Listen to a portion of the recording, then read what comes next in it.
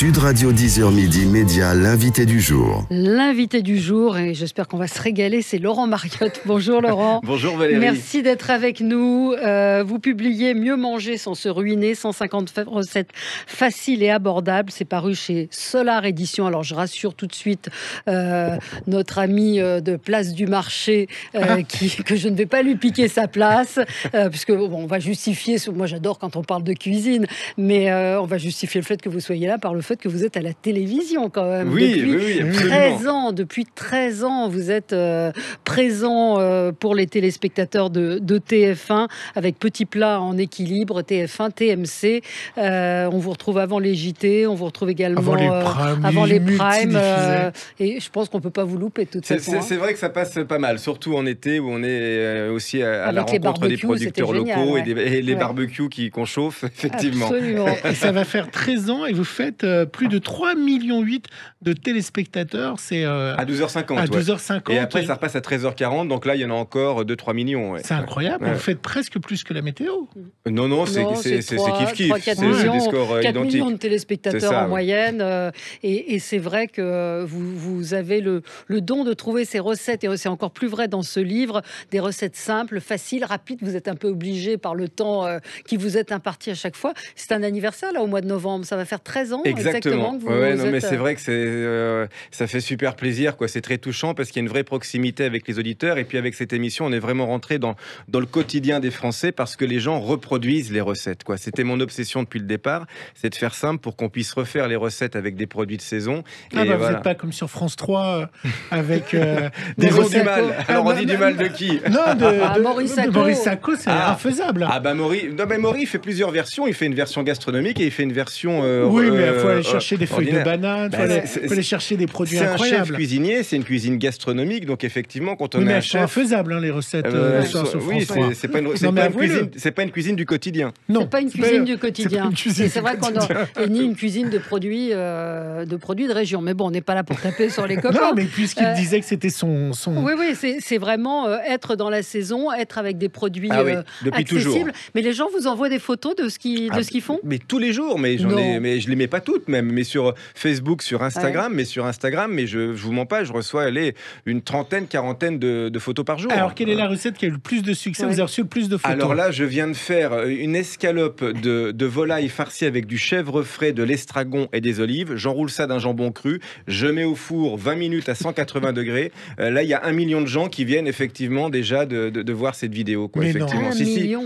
C'est incroyable. Et ils la refont, ils m'envoient la recette. Et c'est ce genre de recette qu'on retrouve dans le livre. Est-ce que parfois on vous corrige ou on vous dit non, là vous êtes trompé dans les proportions? Non, mais ce qu'on me dit souvent, c'est que il y en a marre, vous mettez du fromage partout, j'aime pas le fromage. Ou alors il y en a qui aiment pas les olives, donc ils voudraient autre chose. Je dis mets des tomates confites. Il y en a qui aiment pas le chèvre frais, je dis mets du boursin. Enfin voilà, c'est ça, c'est loin la place. Il y a vraiment un échange, il y a une communauté qui est autour de vous et qui interréagit, donc et qu'on n'imagine pas forcément d'ailleurs. C'est ça qui est agréable. Ça c'est le côté sympa d'Instagram. Pourquoi une telle passion pour la cuisine de la part? Parce moi je pensais Laurent Mariotte déjà, c'est-à-dire qu'on peut votre parcours, il est assez original aussi. On peut le rappeler à nos téléspectateurs. Canal J, des émissions pour enfants, c'est vrai. Et la cuisine, vous y êtes arrivé à 35 ans sur le tard, effectivement, une envie de changer de métier. J'étais sur TF1, je faisais des émissions en deuxième partie de soirée et je pensais avoir un peu fait le tour. Je me retrouvais à lire des prompteurs, c'est pas ce qui m'excitait le plus. Et donc je me suis dit allez, je passe un CAP et je vais ouvrir un restaurant avec des potes. Et la télé m'a rattrapé pour faire court. Mais moi j'ai toujours grandi dans cet environnement. Mais je suis fils et petit-fils de paysans dans les Vosges, donc j'ai été vraiment élevé avec le rythme des saisons. Je sais ce que c'est que travailler à la ferme, je sais ce que c'est que d'être dans un potager et de cultiver des légumes toutes les saisons et d'être dans une vie pratiquement en autarcie. J'ai été beaucoup élevé par mes grands-parents. On vivait vraiment avec les produits du village. Et du village. Et le boucher passait 2 fois par semaine ambulant et le poissonnier le vendredi. Avec la petite Et je pensais à ça l'autre jour. Il y avait même les banques ambulantes qui passaient dans les villages. Vous vous rendez compte de ça aujourd'hui? La caisse d'épargne. Et vous aviez une grand-mère qui cuisinait beaucoup? Oui, mais cuisine rurale, cuisine simple. Paysanne, très simple. Là, j'ai repris la ferme de mes grands-parents qui était le bistrot du village aussi. Effectivement, où j'ai fait ce livre, où je fais des émissions de temps en temps. Et c'est vrai que c'est mon ADN, Vous faites des duos à la concaillotte? Oui, la concoyote, c'est la Franche-Comté. Oui, c'est la Franche-Comté. C'est le fromage le moins calorique. C'est ce que j'allais vous dire. On voit qu'on a les mêmes préoccupations. Mais voilà, mais le plaisir et le bien-être. Le plaisir et le bien-être. Et le pouvoir d'achat. Moi, j'ai été frappée de votre préface. Alors, évidemment, le titre, c'est Mieux manger sans se ruiner. Mais le prix moyen de mes recettes est de 2 € environ par personne. Quand on voit que le pouvoir d'achat aujourd'hui est au cœur des préoccupations des Français, c'était aussi le combat de Jean-Pierre Coff de montrer qu'on pouvait se nourrir pour pas cher. Exactement. Et avec des bons produits. Oui, parce que Gilles en parlait un petit peu avec les émissions de cuisine qui montrent des recettes un peu sophistiquées aujourd'hui. Plein de gens ont été intimidés par la cuisine du quotidien. Ils se sont dit, allez, hop, je vais commander ou je fais des plats préparés, ça coûte moins cher. C'est pas vrai. Les plats préparés, je le redis, coûtent plus cher que de faire la même chose à la maison. Oui, donc, mais ça prend du temps. Faut bah alors, mais on arrête pas énorme. Ça, c'est pour énerver Valérie. Une demi-heure par jour. Même aussi, je déteste quand on dit ça. Vous savez quoi, moi j'ai fait une soupe de légumes hier soir à 20h. Vous allez me dire que j'étais pas en avance. J'ai mis un poireau, une pomme de terre, une carotte. Vous avez un appareil qui fait tout seul. Non, vous le mettez dans une casserole avec de l'eau et puis vous passez un coup de mixeur. Exactement. Et on sait ce qu'on mange. Très bon. Et on mange des produits de saison, on mange des produits sains. Il faut penser juste à ces cycles de menus quand on fait ses courses. Mais je vous assure qu'en une demi-heure par jour, on se fait plaisir. Mais il faut faire des choses qu'on aime parce que la cuisine doit être égoïste. Avant de faire plaisir aux autres, il faut se faire plaisir soi-même. Ouais. Absolument. Et c'est assez facile. Vous voyez la tatin de poireau à la moutarde. C'est une super idée. C'est facile. Peu d'ingrédients pour que ça coûte pas cher. Ouais. Et on va dire la vérité, il faut pas beaucoup d'ingrédients. Des ingrédients de saison, des basiques comme dans les placards. J'ai des recettes à 70 centimes par personne comme les œufs maillots. Et j'ai des recettes qui vont monter un peu plus élevées. C'est une recette, les œufs de maillot? Les œufs maillots tomatés. C'est pas une recette, ça. C'est pas une recette, c'est une entrée de bistrot. C'est une vraie entrée. On fait quoi? Vous prenez des œufs, vous faites une maillot? Une maillot, vous prenez le jaune d'œuf, des œufs durs que vous mettez dans la maillot, et là je la rajoute avec du paprika et du concentré de tomate pour avoir des œufs maillots qui voient rouge. Vous pouvez rajouter, j'ai testé Mimosa, le restaurant de Jean-François Piège, il a rajouté à ses œufs maillot, à ses œufs Mimosa, il a rajouté de la poutargue ou du tarama. Exactement. Et ça, on n'y aurait pas pensé. Tarama et œufs, alors lui c'est plus Mimosa. Mais là, vous dites aussi, s'il vous en reste, mes recettes zéro gaspille pour utiliser autrement la polenta, les cornflakes et le lait d'amande. Oui, parce que parfois pour les recettes, on se retrouve à acheter des ingrédients. Et souvent les gens me disent, voilà, j'ai acheté ça et ça pour telle recette, et après ça reste dans le placard, je sais pas quoi en faire. Donc effectivement, je donne des plans B avec tous ces produits qu'on pourrait acheter pour certaines recettes. Ouais. La salade de coque et haricots blancs, on n'aurait pas imaginé cette association, et pourtant ça marche très bien. Oui, c'est la saison. Là, je joue vraiment la saison. Par exemple, quand c'est la saison des cocottes Paimpol, avec des coques qui ont des coquillages les meilleurs marchés, ça marche très bien. Ouais. Oui, les œufs maillots tomatés, je tombe dessus. Vous les testez? Comment vous faites? Vous réfléchissez? Vous faites comme les chefs?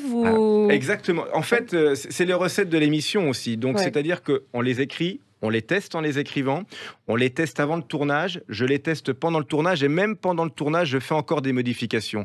Donc, c'est vrai que c'est ce qui fait, entre guillemets, aussi le succès de l'émission, c'est que les gens, quand ils font les recettes, ils savent qu'elles marchent, parce qu'on les a testées minimum entre 2 et 3 fois. Il faut venir les tester chez moi.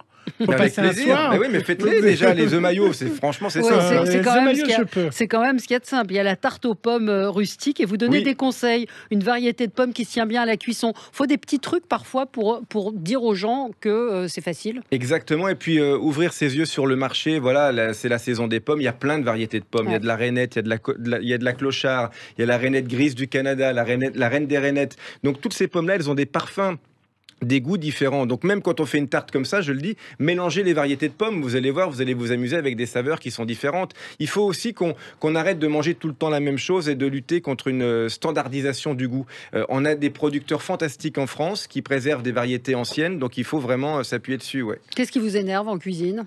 Ça, quand on dit que ça prend du temps et que ça voilà, je veux plus entendre ça parce qu'on est nombreux à glander sur le smartphone et on se rend compte qu'on y passe un temps fou parfois et pour voir des trucs qui sont pas forcément intéressants, donc autant le passer en cuisine. Regardez le riz au lait, Gilles. Dans une casserole, vous mettez du lait à ébullition avec du sucre, de la cannelle, de la badiane. La badiane, vous apprendrez ce que c'est. Oh non, mais comme vous êtes. De l'anis étoilé. Voilà, vous ajoutez le riz et vous laissez frémir à feu doux pendant 40 minutes.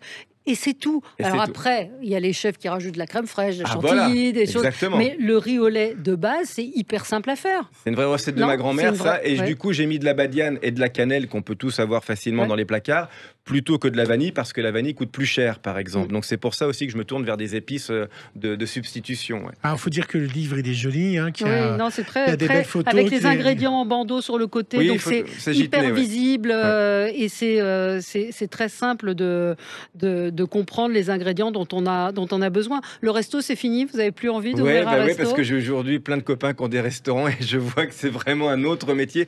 Peut-être qu'un jour, je le dis pas, je ferai peut-être un petit restaurant éphémère comme ça avec des copains pour rigoler. Mais et je vois aussi, et je pense à tous ces restaurateurs. Vous parliez de l'émission de Ouais. Vincent Ferniou, Ouais. ils en parlent aussi Ouais. du problème de personnel. Il y a presque 200 000 postes à pourvoir aujourd'hui dans la restauration, quoi. Ouais. Donc ça, c'est un vrai sujet. Il faut revoir les salaires, il faut revoir les Oui. horaires. Oui. Et puis, il y a également ce qui est sorti, c'est sorti le 4 novembre, votre magazine Les Petits Plats de Laurent Mariotte.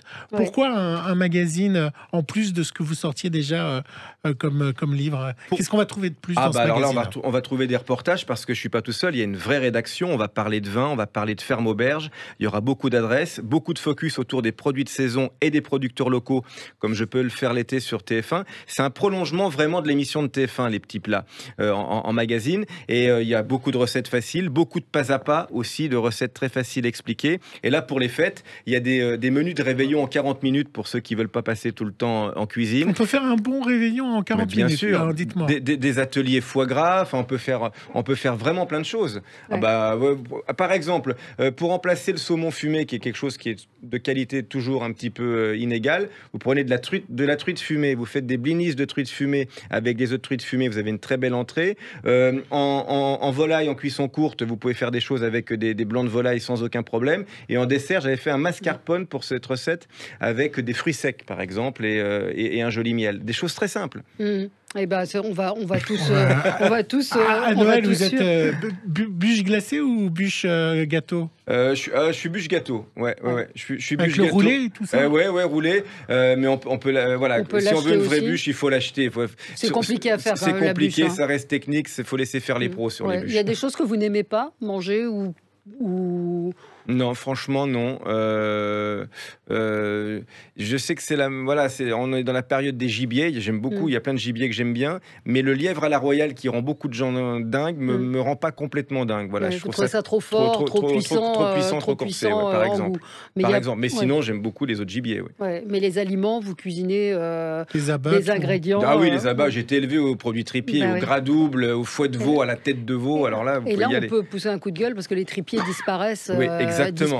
Ces Oui, métiers-là oui. disparaissent. Et complètement. novembre est le mois des produits tripiers, donc justement, il faut leur rendre visite. Il C'est faut les leur rendre charcutiers visite.